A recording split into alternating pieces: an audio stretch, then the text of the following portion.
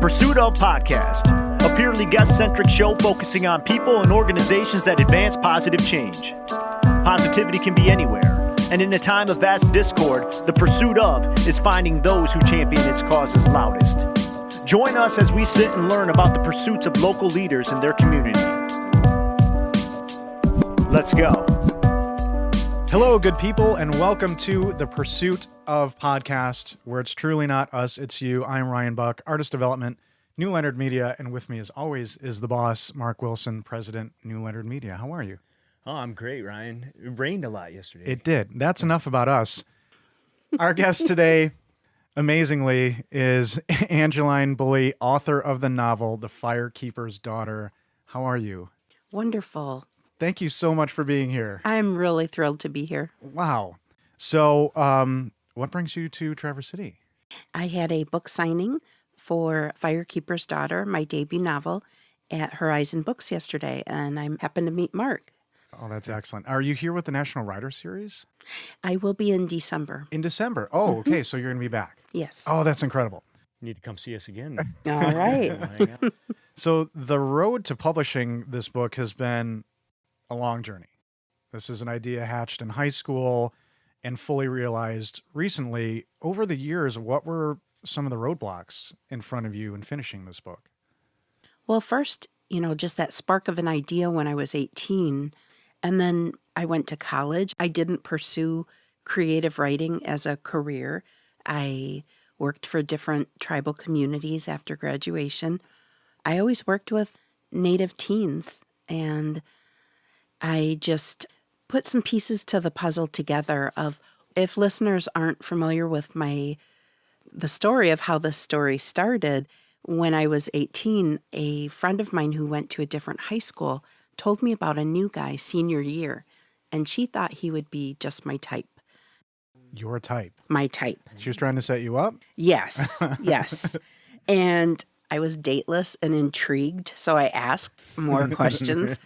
But as the weeks went on, it turned out he wasn't my type. He did not play sports, and he hung out with all the partiers. And as they say, that's not my brand. And so I never met him. And at the end of the school year, my friend said there had been a huge drug bust. And it turned out that the new guy was an undercover officer. So I remembered thinking, what if we had met? What if we'd liked each other? And then I thought, well, what if it wasn't that he liked me, but that he needed my help? And then I thought, why would some undercover investigation need the help of an ordinary Ojibwe girl?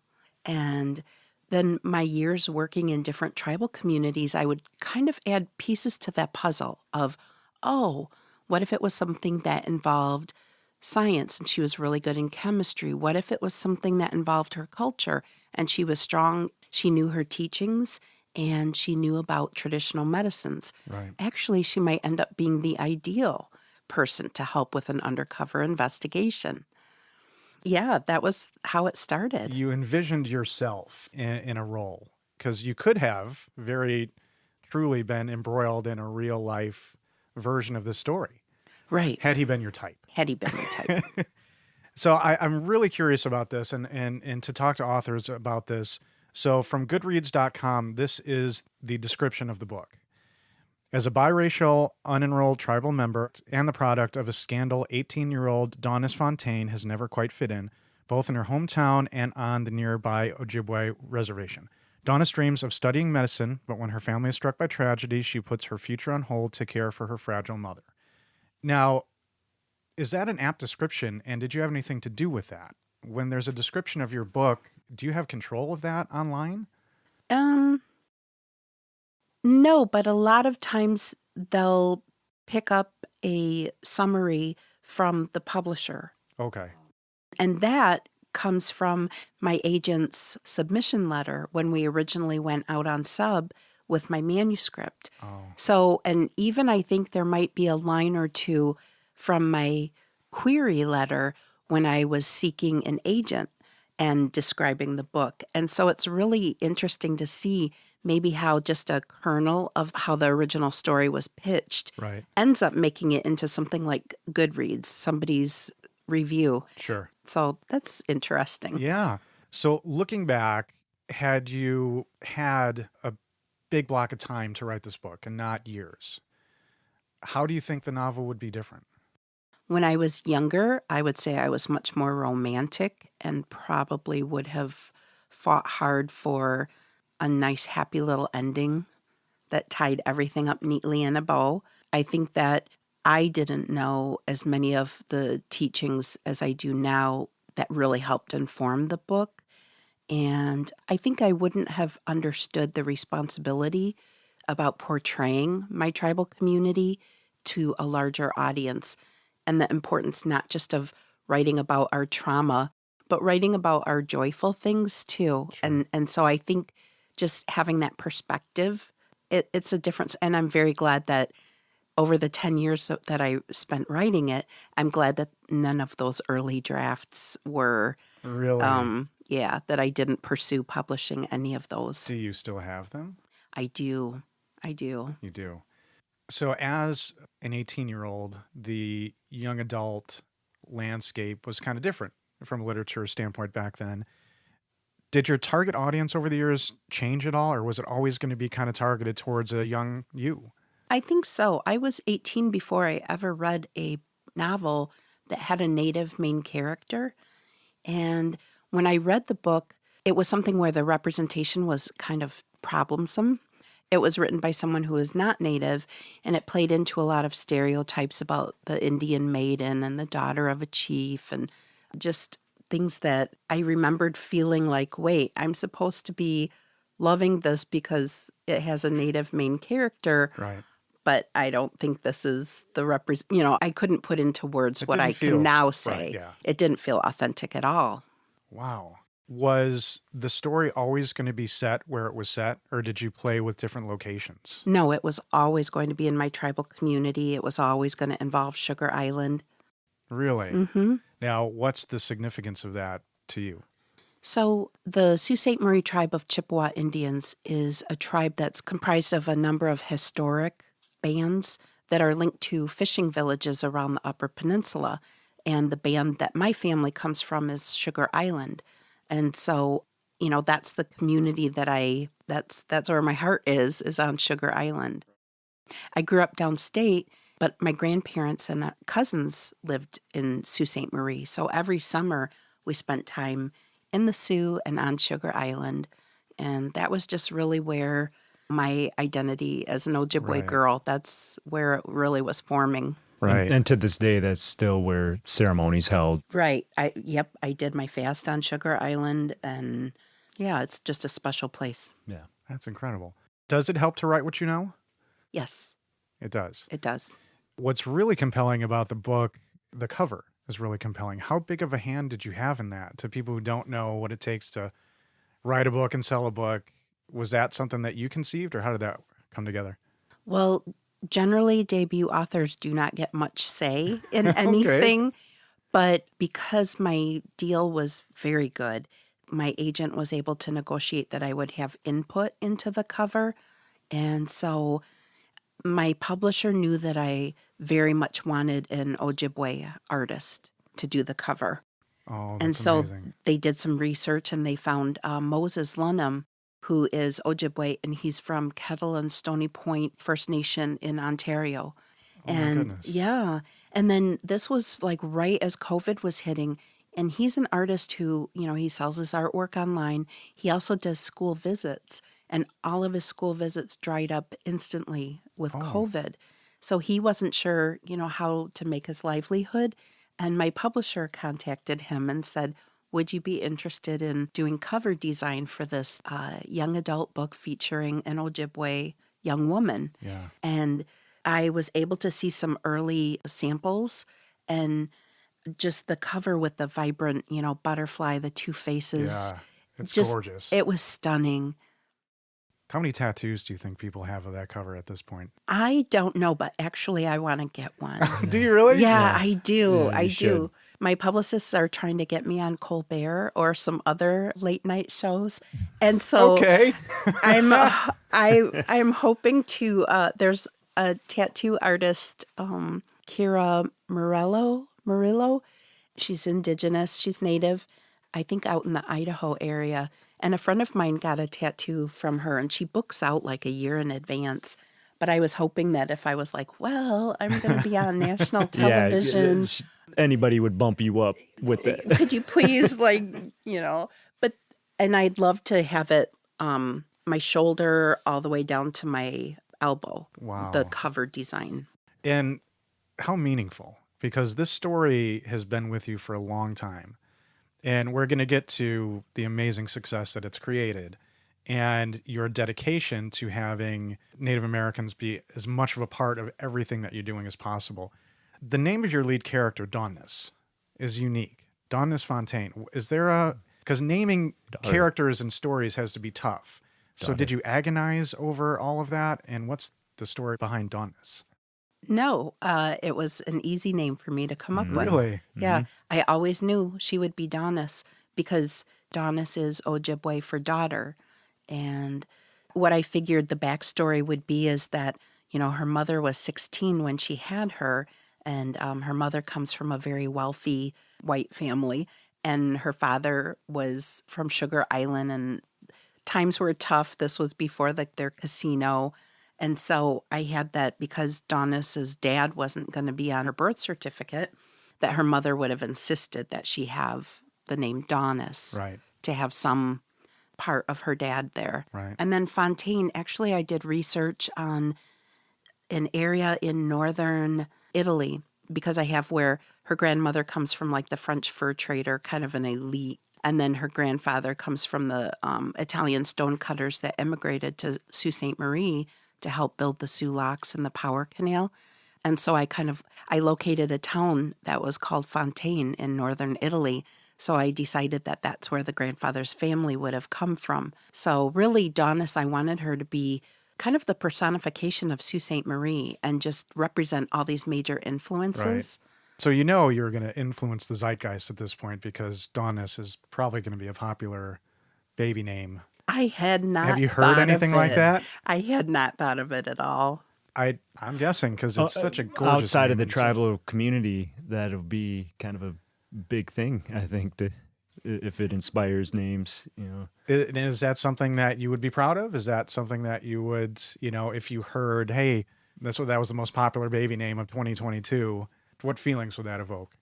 I would feel proud. I would feel like my goal was to write the most impactful story that I could with the widest reach possible, and definitely having people name their babies after, my main character. That definitely would be okay. We're out there in the cultural. That is true. That is true. Well, in working with Mark and working with Grand Traverse Band, I know the erosion of native language is a very serious topic. Did you have a specific approach to any of that when you were writing the book as it related to reclaiming the language? Yes. My book has quite a bit of Anishinaabe in the story, and I wrote the story in first-person present tense point of view. So the reader is inside Daunis's head and seeing the world as she sees it, as she's seeing it. And because Daunis has grown up with her language, that just is a part of how she sees the world. My father is fluent, but he didn't teach us when we were young. He thought he was doing us a favor by not teaching us. So when I worked on the Ojibwe language for the book, I first go to my father, and he spells everything phonetically.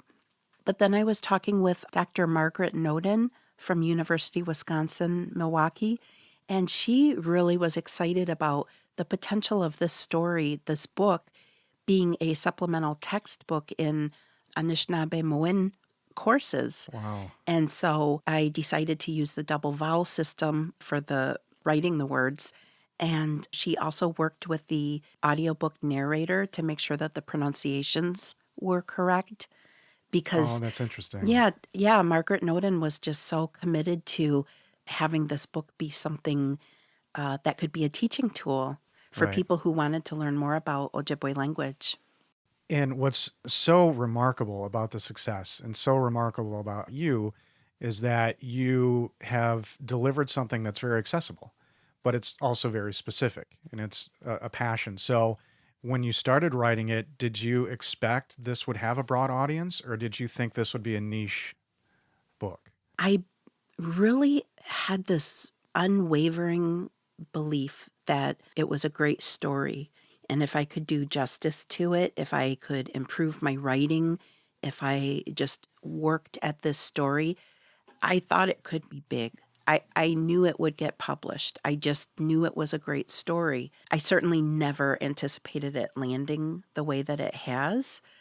But I knew that there would be non-native people reading the story and what I could share about our culture and our community and our elders. That was important to me. Right. But, my primary audience always has been Indigenous people, especially teens or people that have struggled with their identity as being Native, and sometimes hearing the, oh, you don't look it, or, oh, but you're not like them, or just the strange identity issues Right. that sometimes, people It's cope a with. struggle, and I think that's one of the most special things that this book brings. And it's not just the non-tribal community that I think really craves that authenticity, and that's why they're responding so well to this book, but individuals, just like I identify with it, right? I'm half Sicilian descent, half Odawa, first generation born in the home. For those that haven't been acquainted, there was forced assimilation, and our families were basically generation after generation in the boarding schools being taught to not be Anishinaabe. And so we have a lot of us that live pretty much an assimilated life until maybe your late 20s, early 30s, when you start really struggling with like, well, who am I and where do I really come from? And it start coming back around. And so literature such as this is like a really powerful tool to help these young folks like transition into who they are and where they come from. Yeah. Well, you've talked about when you were young, there wasn't any literature that you identified that had Native, protagonists, main characters. But looking back, if somebody researched really hard, was there literature back then that just wasn't recognized or wasn't celebrated or may now be celebrated because of what you have pioneered? I think there probably was, but maybe it was just so obscure that it never reached my, I would think legal books, documents, genealogical books that tell the story accurately, but it doesn't paint the picture. right. A you fiction have. story can draw a reader in and experience things through another character's eyes. And, that's really what I wanted to do was, and I can't tell you the number of times that this happens, mostly women. There'll be a Native woman that comes up to me at a book signing or an event, and she wants to tell me how much the book meant to her and how she identified with the story. And she can't get the words out because she's just overcome with the emotion of seeing herself represented in a book. And to me, that's the best reaction. And it just feels like a really special, touching connection moment that I have with a reader when I can just see it in their eyes. It's happened, quite a few times. And I struggled with that, with thinking what I was going to say to you here today, too. The same thing is like, am I going to well up thinking about my own personal struggles in my journey and what's led me to where I am today, and proud to be Anishinaabe. Because I get that. Like I said, I'm half Sicilian. I got a lot of my mother's genes in me that stand out a little bit more. And so it's one thing to be in the tribal community and get that question, like, what is your blood quantum? And that's like one of the most hurtful things to even have to recognize, that as tribal people, we have to judge ourselves based on how much blood you have. And then on the flip side, I can assure you that the kids at Traverse City West Junior High were sure to remind me that I wasn't white, right. And that's something that, Daunis, she's, her non-native family doesn't like the native part of her. And on the reservation, she's not really viewed as, enough Indian because of her connection with her mother's family. And I just saw too many teens, too many of my students deal with similar things. And then myself, my children. And so I really felt that talking about identity issues and really claiming your identity, that is very much a hallmark of young adult Right. coming of age, claiming your identity and your place in the world. And you've talked about this in interviews, and you've just talked about this today about looking native or not looking native and how that affects you. So was Daunis being biracial from the get? I mean, that's a critical part of the story, correct? I mean, that's inherently. Yes, she started out very much like me. And then it wasn't until several drafts in where she became more independent from me. For example, I am not good in chemistry or math or science, and I've never played hockey ever. So, Wow. Is that true? that's true. Because I was going to ask you what your connection to hockey is. I have a son who played hockey, who And still that's a critical part of the plays. story. Holy But cow. then growing up, well, I lived in Sault Ste. Marie for about 15 years. And if you live in a town that has more ice rinks than pizza places, you're definitely in a hockey town, and you're going to pick up through osmosis. You're going to pick up Okay. a bit of hockey. Wow. So we're going to get to the point where this is going to be a television show on Netflix. And do you have a vision of her in your head? Do you have an artist drawing when you think about Daunis, what she looks like? How much of you is in this novel? Like I said, originally I thought about her like me, but now I think of her different, distinct and different. For the longest time, so I had this Pinterest board, and I would make all these casting selections, but I've been working on the book for 10 years. So actors that I had envisioned for certain roles have definitely aged out of those roles. And I never found anyone for Daunis until my son had me watch this show called Resident Alien. Yeah. And there's an actress on there. Her name is Kayla Rain, and she plays a 16-year-old Jay, a young woman who's Indigenous. And when I see her, I think, okay, I think she could be Daunis. And that's the first time I've ever felt Right. that. So as a former educator, Mm-hmm. what would you say to anybody listening who was in your position at 18 and had a story to tell? Should they just full speed ahead? What would you say to them? Oh, full speed ahead. I mean, you can be going to college, you can be working, you can be, raising a family, but there are moments where you just think through the story. And if you're not ready to write it, just think about it. You're still creating, even if you're not writing. And I created for 28 years before I actually put pen to paper and started writing. And by then, I knew exactly who Daunis was. I knew the beginning, I knew the ending of the story, and I knew who one of the villains was. And everything else has been just gone through different, every draft had things different. And As a writer, how much pressure did you put on that ending? Because I can imagine, as any storyteller, the ending is critical. So how much pressure did you put on yourself to create what you thought was the perfect ending? that wasn't my struggle. Wow. I always knew the ending. And then when I knew more about the ending and really developed it, I was very happy with it. And it always stayed true to the idea that That's I had. incredible. Is that in your interactions with other authors, is that rare? To really Many know? times authors will know, like a tent, they'll know the beginning, they'll know the midpoint, and they'll know the ending. And then everything else gets fleshed in Right. at some point. My struggle was always the middle.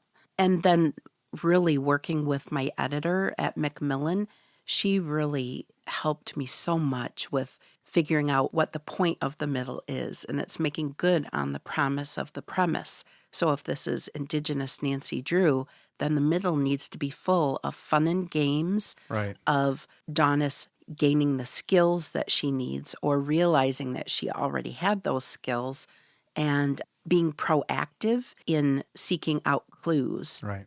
In a very uniquely native story, when you approached this book over the years, were there any stereotypes that you were looking to address or maybe even avoid? Well, I always wanted to represent my community in a respectful manner. The story does delve into methamphetamines, and I wanted to make the point that it wasn't just on the reservation, it was in town, it was in other hockey towns. It was, so that it wasn't viewed as an Indian problem, but rather it was something that has devastated so many communities. Is it true that you spent time with the state police learning how to make meth? Yes, that's true.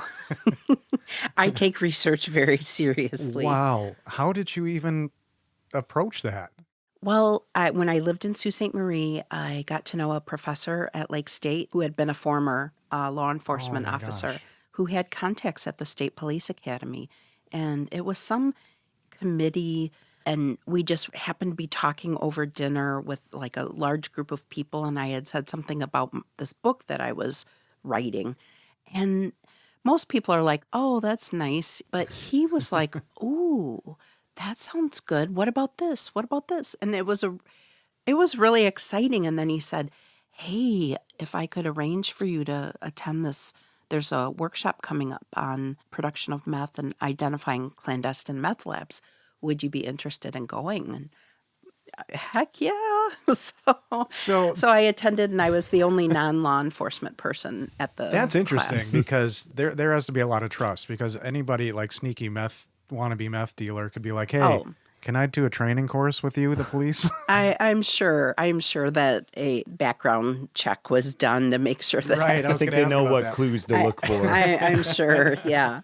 And that said, if someone put me in a room with meth ingredients, I would not know what to do. But it was So don't reach out to you. don't for- reach out to me. I cannot make meth. As But- far as the research, though, I mean, you could also go into any pharmacy and they'll tell you what they can't sell you. Oh, right, right. And Oh. that plays into the book too, because the story is set in Sault Ste. Marie, which is a border town, and so there's Sioux, Ontario. And when the story is set, there are different laws. So in Michigan, you can only buy a certain amount of Sudafed. Sudafed, right? Yeah. Things with ephedrine in it. But yet, across the bridge, you could buy larger quantities of it. And so it made it fit in the story for having a place to get those supplies and in bulk. I should mention that I only learned what I know from watching Breaking Bad. So, like, I didn't just automatically know that Sudafed is like one of the Yeah. ways Boy, to get you in came the- up with that Yeah, well, that came information up really fast. quick.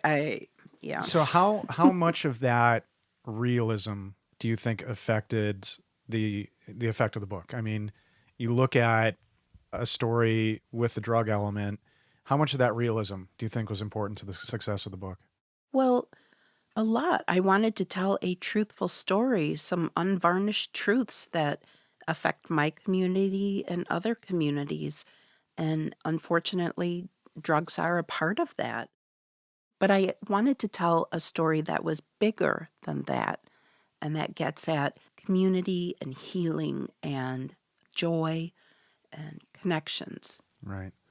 And you've mentioned a comparison to Nancy Drew. Were there any other literary characters that kind of inspired Daunis along the way? Anything that popped up that you added in along the way? Not really. Yeah. Of course. Yeah, that's funny. It was hard because when you send query letters to an agent or emails to literary agents, you want them to represent you.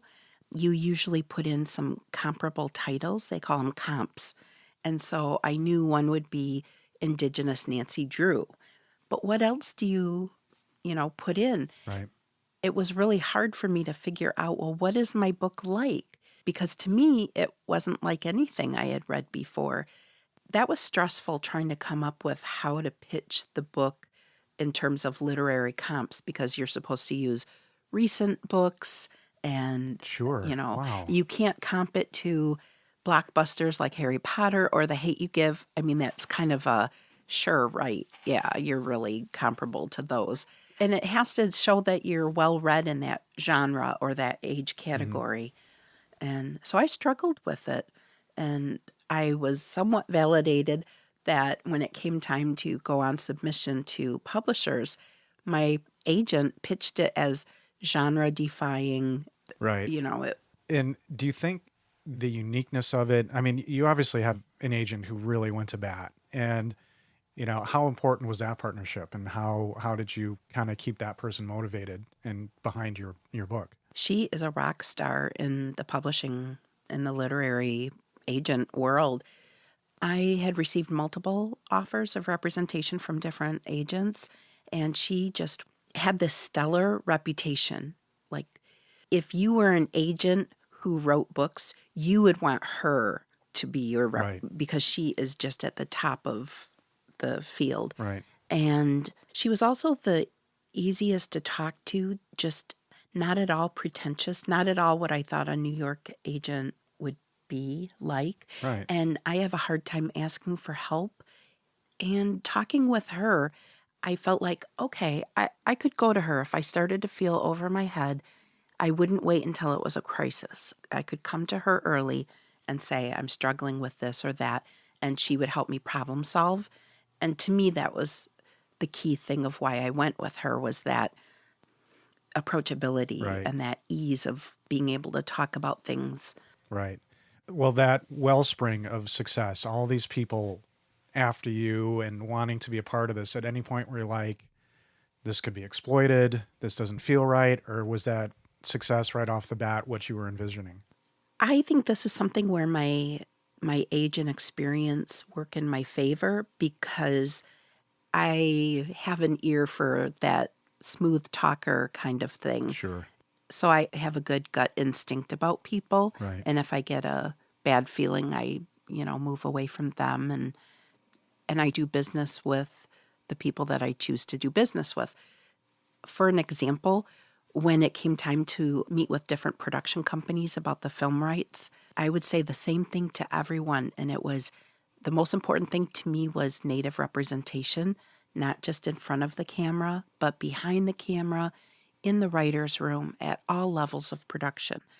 And one of the production companies, the main guy with it, said, "Oh, well, are there any Native screenwriters?" Oh, gee. And I thought, why would you pitch me? I'm going to sell my project to you. You don't know the first thing about, if you can't find a Native screenwriter, you haven't done the first bit of Right. homework. Right. Why would I do business with you? And I'm not going to do Indians 101 with people that I'm in business with. Tell them to go hang out at Sundance for a little while. Yeah, and with Higher Ground Productions, it was the complete opposite. When I said that about representation, they were like, of course, and these are the networks that we're already plugged into. These are the, people that we know. And they were just so committed and believed, that was like a core belief of theirs too, about representation matters. Yeah. In books, it matters what you see on screen. So this is going to be a series on Netflix, and Higher Ground Productions, obviously President Obama and former First Lady Michelle Obama's production company. And you talked about these pitch meetings. So you are being sought after for a show. What are these meetings like? You mentioned somebody came in and said, are there any Native American writers? Is it just you in a room? Where were you at? Can you kind of frame what this experience is like on your end? They were all phone calls. So conference calls. And is with this the COVID production related, or companies. would it normally be live, or? No, I think those things just happen. Right. Maybe it could have been in person, but I was also working full time. And actually, that was the week that I was in Minneapolis for National Indian Education Association convention. Oh my goodness. And I remember taking the call from Higher Ground. I was driving from the conference venue to the airport, and I took the call on speakerphone in the car. Did you know at that point that they had a deal with Netflix, or was it just one or the other? That was the getting to know you call, the discussion about their ideas for the project, where they see it. For example, did they see it as a feature film or a series? Oh, that was a and discussion why? as well. It could have been. So what was that your decision to say TV series, or how did that kind of work? They would pitch what they thought would be best. The production company would say, it's a nearly 500-page book. To boil it down to a 90-page script, Right. there's a lot that has to get cut. But doing it as a series, and they loved the elders, they loved all of the different characters in the story, and by pitching it to me as a series, they explained they could really dive into some of the characters that they just fell in love with. So to me, that made a lot of sense. At that time, when you took that call while going to the Europe, did the enormity of this land on you? Like, when did it settle on you that this is going to be something amazing and you're going to share it with more people than you probably could have ever envisioned? Yes, of course. My hands were shaking when I took the call, and one of my staff members was also in the car with me, and we just kept looking at each other. I had pulled over into a gas station parking lot, so because I didn't want to be on the road, but we just kept staring at each other like, oh my God. And you're just mouthing, Netflix. Yeah. Netflix. Yes. And it was incredible. And then my agent called me after the call ended and said, I didn't want to tell you this beforehand, but Higher Ground doesn't move forward unless Barack and Michelle are on board with the project. And she said, I wanted to let you know that Barack Obama is going to be reading your manuscript this weekend. I just freaked out. Oh my just gosh. freaked out. So I reread my manuscript that weekend, and I just remembered pausing during different scenes and thinking, did President Barack Obama get to this part in my manuscript? Did he read this scene? And it was the most incredible weekend of just, he's reading my, Because I was going to ask you, have you read your book? Like, objectively? I have. It's hard though. Now Yeah. that it's in print, it's hard for me to read it. I get caught up on, ooh, did I really need that word there? Or did I need this or that? That's an artist thing. Yeah, It that's is. gotta It's be like, tough. oh, I wish I could have had one more go through. I think I could have made it even better. It's easier for me to listen to the audiobook because I'm sure. able to get lost in the story easier. Whereas No, I have seeing a seeing question. the word, yeah. You have a great voice. Why did you choose to go with a different voice actor to read your book? Because I'm a fan of audiobooks, and I've Okay. heard too many authors read their own books, and it wasn't a good decision. Okay. Their breaths would be at different points, or it wasn't as polished as what a trained Yeah, I got you. voice To be able actor to could kind do. of switch up for certain characters a little bit. And I knew I could okay. voice Daunis, and I knew, I had a pretty good Granny June voice. But as far as all the other characters, that was the thing. I didn't have the skills to tackle so many other characters. And so my publisher knew that I really wanted an Indigenous narrator. And so we put out a casting call for Indigenous narrators. And I posted things on all of my social media, and my publisher did too. And I was able to listen to all of the samples. And the instant I heard Isabella Starr LeBlanc, I just knew that's exactly how Donna sounds in my head. And then she had the most perfect Granny June voice. She got like the cadences of how elders in my community speak. So I just knew in an instant that that's who I wanted. Wow. What a connection to have with another person that you now have. So this is obviously a very personal story to you, a personal character. And now it's going to be out into the world in other people's hands. You have some control over this, but now other people are going to be involved in bringing it to television. Does that scare you? Does that excite you? And how involved are you going to be moving forward? It scares and excites me, just the thought of seeing this story on screen. When I was writing, when I would get stuck, I would envision it as a movie on screen, and I would look at what the actions were and maybe think of it from a different character's point of view, the scene from a different character. So I'm a very visual person. And so the thought of my story being on screen is just so thrilling. But yet there's certain things the author controls, and you control whether or not you option the film rights. You control who you option those rights to. After that, you give up. It's like letting your baby into the world, and you have to trust that the people that are going to, Right. bring that to fruition are going to have your core values. Right. But you have to let go of it. I opted not to be a screenwriter. I don't have that training, and I'm more interested in telling new stories. And I will be an executive producer on the series, but I'm not sure what that really means. I don't think it means anything, really. Well, I'm curious, and you don't have to answer this if you don't want to, but as an executive producer, I do think you have influence. Is there something that you, when this all moves forward, that you will say, this cannot change? This element cannot change. You cannot take artistic license with this element of the story or a character. Is there anything that that's the hill you're going to die on? I think if I saw a script and I didn't recognize Daunis, or I didn't recognize my tribal community, I would definitely speak up on that. I do wish very strongly that they would do some location shoots in Sault Ste. Marie and Sugar Island. Wow. I don't see how you can tell a story that features the Sugar Island ferry so prominently in the story and not do a location shoot there, but I don't. Logistics of Hollywood, Yeah. Like you'd hate to see it recreated on green screen or something, right? I just can't fathom that.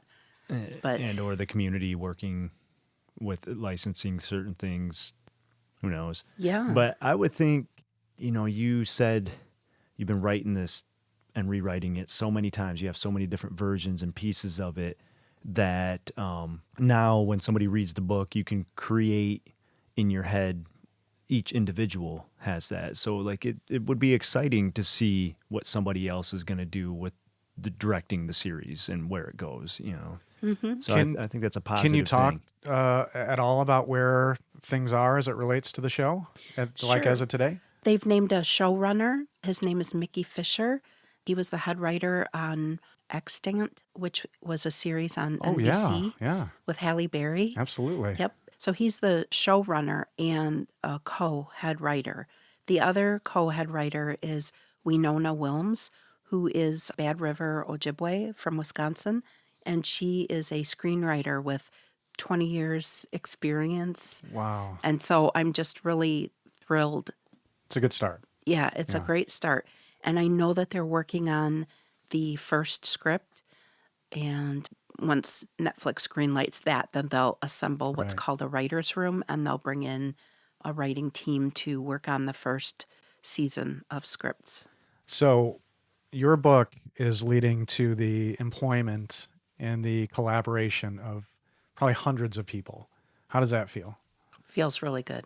It does. Yeah, it feels great. Have you met President Obama, or will you? I have not met the Obamas yet, but I have faith that someday I will. From our conversation here and your passion, and the story is just so unique. I think this is going to be a huge success. So are they asking you for more? What's the next step? Well, my book deal with Macmillan is for 2 books. So I am working on book 2. And what I can say about that is it's not a traditional sequel per se. It's still set in my tribal community, and you'll see familiar faces, but it'll have a new main character. Kind of a leading question there, to be honest, because you're creating a universe. Mm-hmm. I think that it has been really encouraging, the response from publishing and from Hollywood about Indigenous stories told by Indigenous writers. And That's what is so exciting, I think. It's interesting, a kind of mystery thriller universe, but it's steeped in Native American culture, and you're teaching and you're sharing. Is there anything else you'd want to share with our listeners? How can people contact you, and what is the best way to buy the book? And I don't want to set you up, but a bookstore, hopefully, if you have one in your town. But Right. what's the best way to get the book? I encourage people to support their local independent bookseller. I will also say that Barnes & Noble has named Firekeeper's Daughter as its young adult book of the year.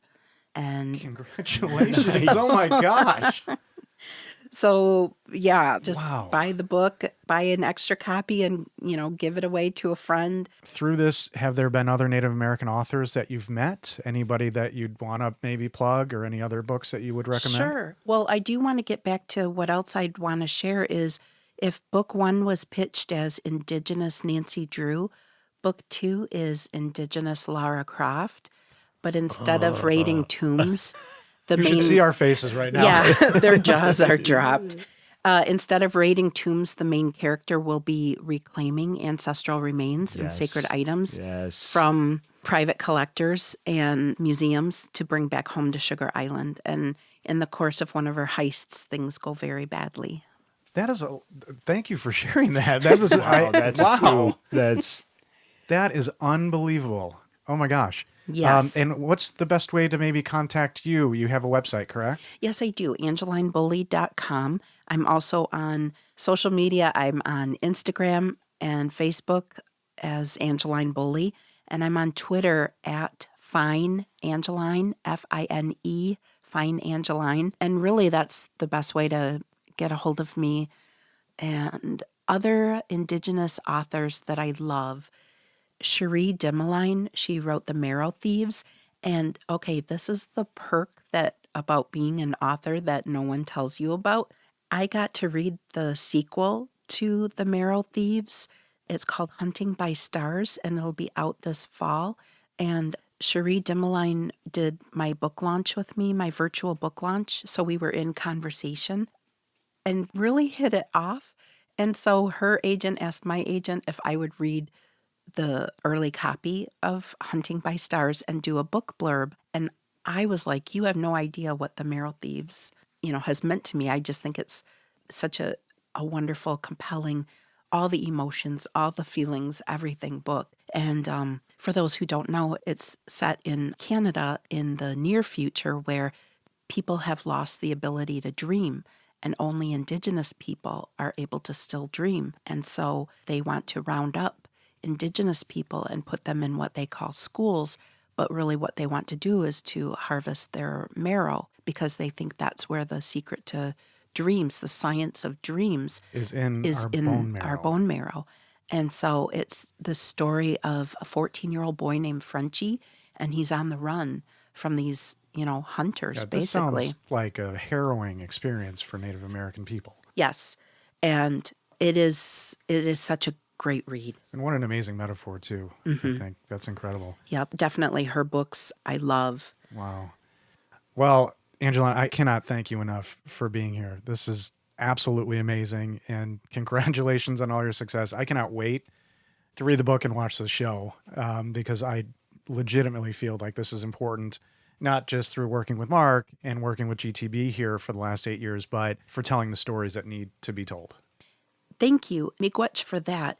And I would also like to add that I was very careful in what I shared and what I chose not to share. So I don't write about actual ceremony. I fade to black when Daunis and her auntie are going into the sweat lodge. So I was very careful about checking with my elders and my teachers about what to share and what not to share. So I had this mantra while I was working on my book that I write to preserve my culture and I edit to protect it. Well, I think what it's going to do is create a discourse that will take its own path. Like a river, it will go the way it needs to go. And again, thank you for being here and writing an amazing book that will educate and inspire and thrill every reader, and a sequel coming out. That sounds amazing. Oh, Miigwech, thank you for having me. And thank you so much to our listeners. Thank you for listening, and thank you for pursuing the positive. You guys, thank you so much for joining us again on The Pursuit of podcast, The Pursuit of the Firekeeper's daughter, Angeline Boulley.